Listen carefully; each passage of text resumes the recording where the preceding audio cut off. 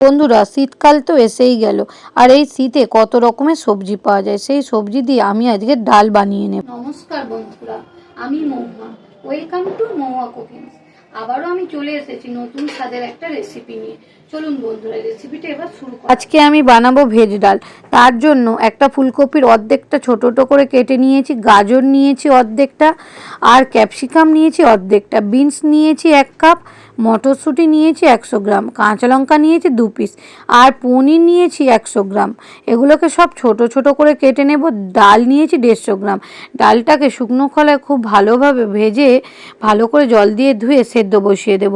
তারপর ডালটা একটু সেদ্ধ হয়ে এলে ওর মধ্যে দিয়ে দেব হলুদ গুঁড়ো আর লঙ্কা গুঁড়ো। ডালটা আমার খুব ভালোভাবে সেদ্ধ হয়ে গেছে, এবার আমি নামিয়ে নেব। তারপর ফ্রাই প্যানের মধ্যে তেল দিয়ে পনিরটাকে খুব ভালো করে লাল লাল করে ভেজে নেব।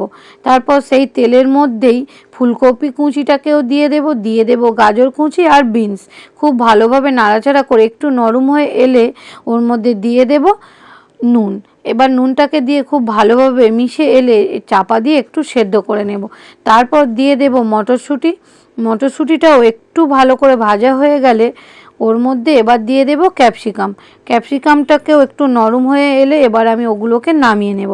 তারপর আবারও ফ্রাই প্যানের মধ্যে তেল দিয়ে গোটা জিরে, শুকনো লঙ্কা আর গোটা গরম মশলা ফোড়ন দিয়ে একটু নাড়াচাড়া করে সুন্দর গন্ধ ছাড়লেই দিয়ে দেব ওর মধ্যে আদা বাটা।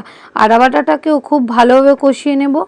তারপর আমি দিয়ে দেব 2টো কাঁচা লঙ্কা আর টমেটো কুচি, সেগুলোকেও খুব ভালোভাবে কষিয়ে নেব।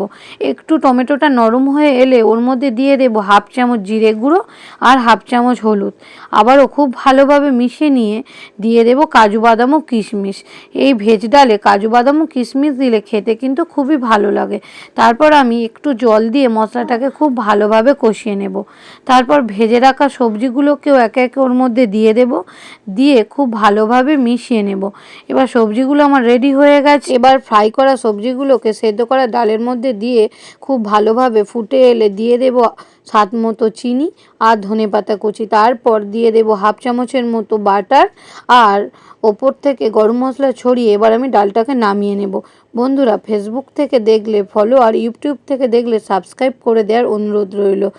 দেখুন বন্ধুরা, ডালটা ঠিক কেমন হয়েছে। ভালো খাবেন, সুস্থ থাকবেন। দেখা হচ্ছে কিন্তু নেক্সট ভিডিওতে। বাই বন্ধুরা।